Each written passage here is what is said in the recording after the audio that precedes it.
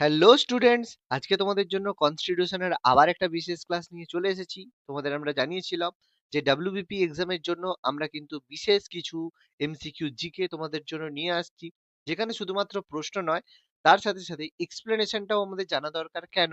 কারণ সেই এক্সপ্লেনেশন থেকেও কিন্তু আমাদের কিন্তু প্রশ্ন এসে থাকে।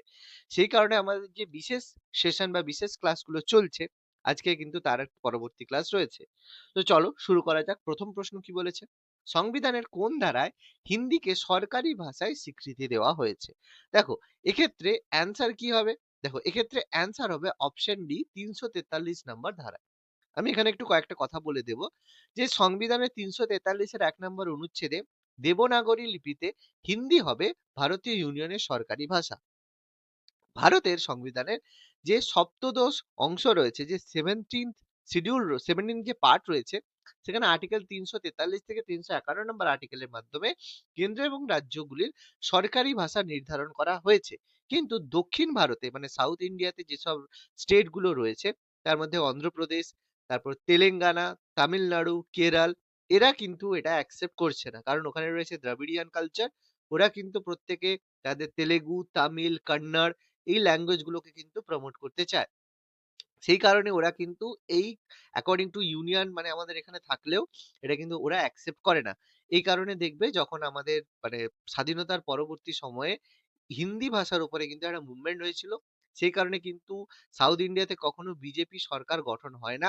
তার একটাই বড় কারণ, সেটা হচ্ছে বিজেপি সরকার হিন্দি ভাষাকে জাতীয় মানে আমাদের যে সরকারি ভাষা করতে চায়, কিন্তু সাউথ ইন্ডিয়াতে সেটা কিন্তু অ্যাপ্লিকেবল নয়। সেই কারণে তারা কিন্তু অ্যাকসেপ্ট করে না এবং সাউথ ইন্ডিয়াতে বিজেপি সরকার কিন্তু গঠন হয় না। ওকে, এটা কিন্তু মাথায় রাখবে।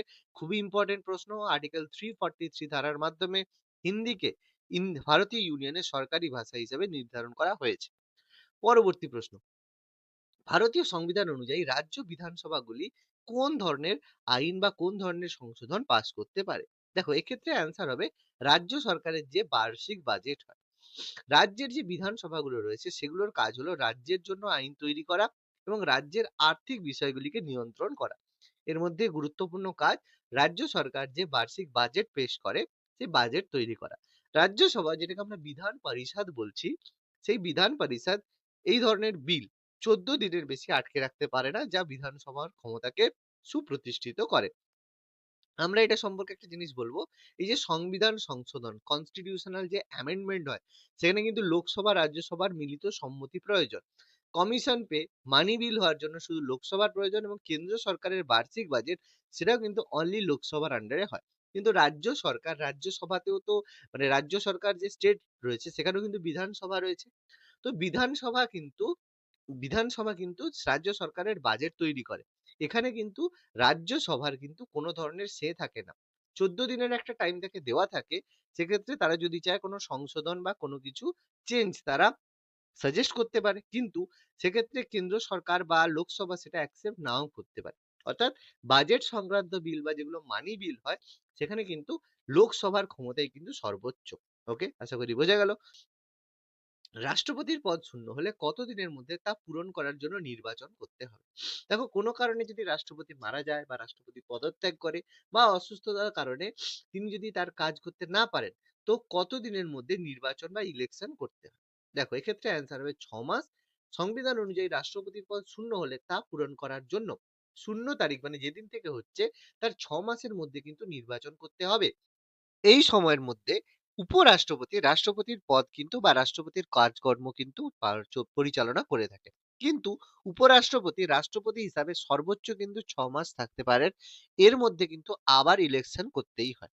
সেই কারণে দেখবে রাষ্ট্রপতি পদ শূন্য হলেও 6 মাসের মধ্যে কিন্তু ইলেকশন করা ম্যান্ডেটরি রয়েছে। যেটা আমাদের যখন জাকির হোসেন মারা যান তখন ভিভি গিরি যখন ছিলেন, সে ভিভি গিরি কিন্তু উপরাষ্ট্রপতি ছিলেন, কিন্তু তিনি জানতেন যে 6 মাসের মধ্যে তাকে কিন্তু রিজাইন করতে হবে বা তিনি আবার উপরাষ্ট্রপতি হবেন।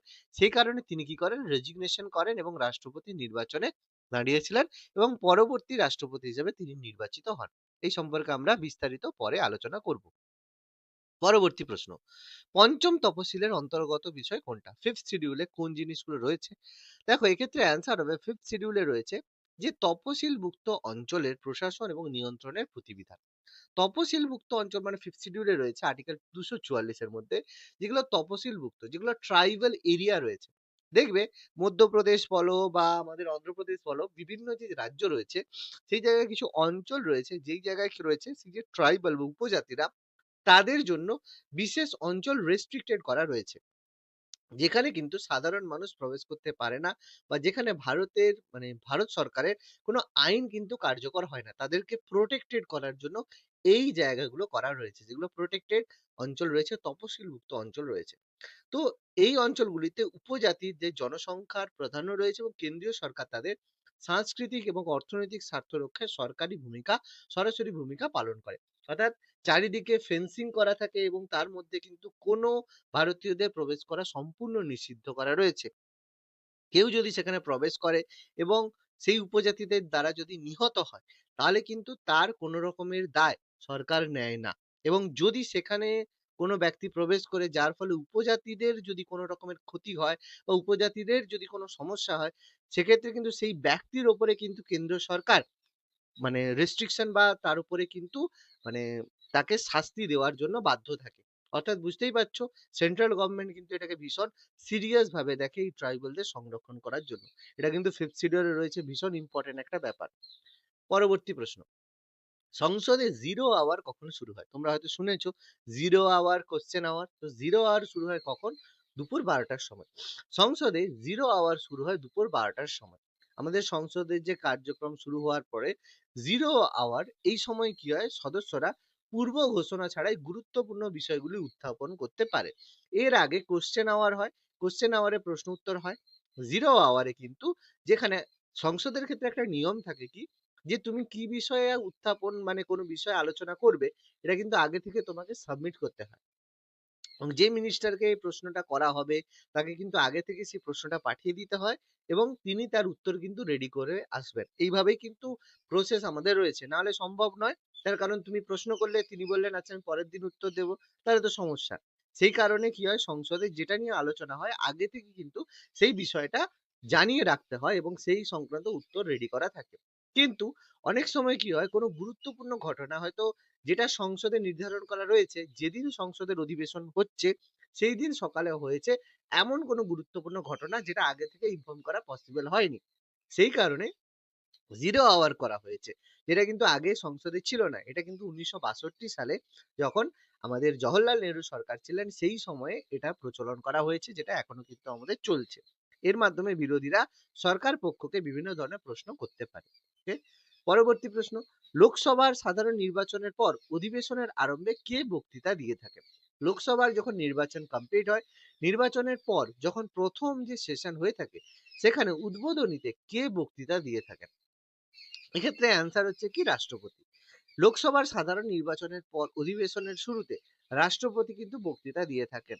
সংবিধানের 87 নম্বর ধারা অনুযায়ী রাষ্ট্রপতি সাধারণ নির্বাচনের পর প্রথম অধিবেশনের শুরুতে এবং প্রত্যেকটি আর্থিক বছরের প্রথম অধিবেশনে, যখন ফাইন্যান্সিয়াল ইয়ার শুরু হয়, শুরুতে সংসদদেরকে ভাষণ দেন এবং তাদেরকে বলে যে সরকারের নীতি এবং ভবিষ্যতের পরিকল্পনার কথা তুলে ধরেন। তবে এক্ষেত্রে একটা জিনিস মনে রাখবে, রাষ্ট্রপতি যে বক্তৃতা দিয়ে থাকেন, তিনি কিন্তু নিজের ইচ্ছে মতো কোনো কিছু বক্তৃতা দিতে পারেন না। এটি কিন্তু যে প্রধানমন্ত্রী থাকেন, তার যে সচিব, তাকে যেটা লিখে দেন, তাকে যেই অনুযায়ী ড্রাফট দিয়ে থাকেন, সেই অনুযায়ী কিন্তু রাষ্ট্রপতিকে তার বক্তব্য দিতে হবে। রাষ্ট্রপতি কখনোই নিজের মনের মতো কোনো রকম বক্তব্য দিতে পারেন না। এবার যদি বলো যে স্যার এটা কেমন ব্যাপার, এটা কিন্তু আমাদের কনস্টিটিউশনে ছিল না। এটার জন্য তোমরা অবশ্যই থ্যাঙ্কফুল করতে পারো ইন্দিরা গান্ধীকে। ঠিক আছে? কারণ তিনিই করেছেন যে রাষ্ট্রপতির কোনো ক্ষমতা থাকার দরকার নেই। তিনি একমাত্র, সমস্ত ক্ষমতা তার হাতেই থাকবে। তো you can thank to Indira Gandhi. Okay? Next প্রশ্ন, ভারতের কোন উপরাষ্ট্রপতি সর্বাধিক কাল তার পদ অলঙ্কৃত করেছেন? সবচেয়ে বেশি সময় উপরাষ্ট্রপতি কে ছিলেন? ডক্টর সর্বপল্লী রাধাকৃষ্ণন। তিনি ভারতের প্রথম উপরাষ্ট্রপতি ছিলেন 1952 থেকে 1962 পর্যন্ত। 2 বছর পর পর তিনি উপরাষ্ট্রপতি ছিলেন। এরপর তিনি ভারতের প্রধান রাষ্ট্রপতি হিসেবে নির্বাচিত হয়েছিলেন। এবং মনে রাখবে, ভারতের উপরাষ্ট্রপতি হিসাবে তিনি 2টি মেয়াদ কিন্তু পূর্ণ করেছেন। একমাত্র উপরাষ্ট্রপতি যিনি কিন্তু 2টি মেয়াদ পূর্ণ করেছেন। এবার এটা এখন আর একমাত্র নয়, কারণ ভেঙ্কাইয়া নাইডু পরবর্তীকালে 2টো টার্ম তিনিও কমপ্লিট করেছেন। তবে অ্যাকর্ডিং টু অপশন, এখানের মধ্যে ডক্টর সর্বপল্লী রাধাকৃষ্ণন আমাদের উত্তর হবে। পরবর্তী প্রশ্ন, সংসদের সদস্য নন এমন ব্যক্তি সর্বাধিক কতদিন প্রধানমন্ত্রী পদে বহাল থাকতে পারেন? দেখো এক্ষেত্রে অ্যান্সার হবে 6 মাস। সংসদের সদস্য নন এমন একজন ব্যক্তি মন্ত্রী হিসাবে 6 মাস পর্যন্ত থাকতে পারেন। তবে 6 মাসের মধ্যে তাকে যে কোনো একটা কক্ষের সদস্য পদ গ্রহণ করতে হবে। তার জন্য কোনো উপনির্বাচন বা কোনো নির্বাচনের মাধ্যমে তিনি সদস্য পদ গ্রহণ করতে পারেন, না হলে তার মন্ত্রিত্ব বাতিল হয়ে যাবে। তার উদাহরণ আমরা বহুবার দেখেছি। যখন ইন্দিরা গান্ধী মারা যান, তখন কোনো সভারই সদস্য না হয়েও রাজীব গান্ধী প্রধানমন্ত্রী হয়েছিলেন এবং তারপর বাই ইলেকশনের মাধ্যমে তিনি ভারতের প্রধানমন্ত্রী হন। মুখ্যমন্ত্রীর ক্ষেত্রে হয়েছে, লাস্ট বিধানসভা ইলেকশনে মমতা ব্যানার্জি শুভেন্দু অধিকারীর কাছে পরাজিত হয়েছিলেন, কিন্তু তিনি সেই মুখ্যমন্ত্রী হলেন এবং তারপরে বাই ইলেকশনের মাধ্যমে তিনি সেই মন্ত্রিত্বটা বজায় রাখলেন। অর্থাৎ এটা মনে রাখতে হবে, সংসদের সদস্য না হয়েও কোনো ব্যক্তি মন্ত্রী হতে পারেন, তবে 6 মাসের মধ্যে তাকে কিন্তু যে কোনো একটি কক্ষের সদস্য পদ গ্রহণ করতে হবে। পরবর্তী প্রশ্ন, সর্বাধিক কতদিনের জন্য প্রাথমিকভাবে রাষ্ট্রপতি শাসন আরোপিত হতে পারে? দেখো, প্রথমত 6 মাসের জন্য রাষ্ট্রপতি শাসন প্রাথমিকভাবে আরোপিত হতে পারে এবং প্রতি 6 বছর অন্তর 6 মাস অন্তর সংসদের অনুমোদনের মাধ্যমে এটা সর্বোচ্চ 3 বছর পর্যন্ত বাড়ানো যেতে পারে রাষ্ট্রপতি শাসন। তাহলে এটা কনস্ট্যান্ট, মানে 6 বছর পর্যন্ত, মানে 5 বার, কারণ 3 বছর পর্যন্ত মানে 5 বার বাড়ানো যাবে প্রতি 6 মাস অন্তর, এটা করা যেতে পারে। এইভাবে প্রেসিডেন্সিয়াল রুল, যেটাকে আমরা সাংবিধানিক অচল অবস্থা বলে থাকি, সেটা কিন্তু রয়েছে। তো তোমরা কমেন্ট করে জানাও, বর্তমানে পশ্চিমবঙ্গের যা পরিস্থিতি, তাকে কি পশ্চিমবঙ্গে কি রাষ্ট্রপতি শাসন হতে পারে? তোমরা অবশ্যই কমেন্ট করে জানাও, আমরা জানতে আগ্রহী। ওকে, চলো আজকের লাস্ট প্রশ্ন কি বলেছে। সংসদের পাবলিক অ্যাকাউন্টস কমিটির চেয়ারম্যানকে কে অ্যাপয়েন্ট করে থাকেন? দেখো, সংসদের যে পাবলিক অ্যাকাউন্টস কমিটির চেয়ারম্যান কে লোকসভার স্পিকার অ্যাপয়েন্ট করে থাকেন। এটা সাধারণত বিরোধী দলনেতা যে হয় তাকে নির্বাচন করা হয়ে থাকে। পাবলিক অ্যাকাউন্টস কমিটিটা কি? সংসদের মধ্যে যে খরচ হয় সেই খরচটাকে অডিট করার জন্য বা মনিটর করার জন্য পাবলিক অ্যাকাউন্টস কমিটি রয়েছে। এটা সংবিধানের, আমাদের যে পার্লামেন্টের সবচেয়ে গুরুত্বপূর্ণ কমিটি। তার চেয়ারম্যান সব সময় যে আমাদের বিরোধী দলনেতা হয়ে থাকেন, যাকে লোকসভার স্পিকার অ্যাপয়েন্ট করে থাকেন। এরা কি করে, সরকার যে খরচ করছে সেই খরচ সংক্রান্ত প্রশ্ন করতে পারে এবং সেই সংক্রান্ত বিভিন্ন ধরনের মতামত দিতে পারে। ওকে, আশা করি বোঝা গেল। তাহলে আজকের ক্লাসটা কেমন লাগলো তোমরা অবশ্যই কমেন্ট করে জানাও, এবং এই ধরনের যদি আরো ক্লাস পেতে চাও তাহলে অবশ্যই আমাদের চ্যানেল ফলো করো, সাবস্ক্রাইব করো এবং কমেন্ট করে জানাও আরো তোমরা কি ধরনের ক্লাস পেতে চাও। ধন্যবাদ।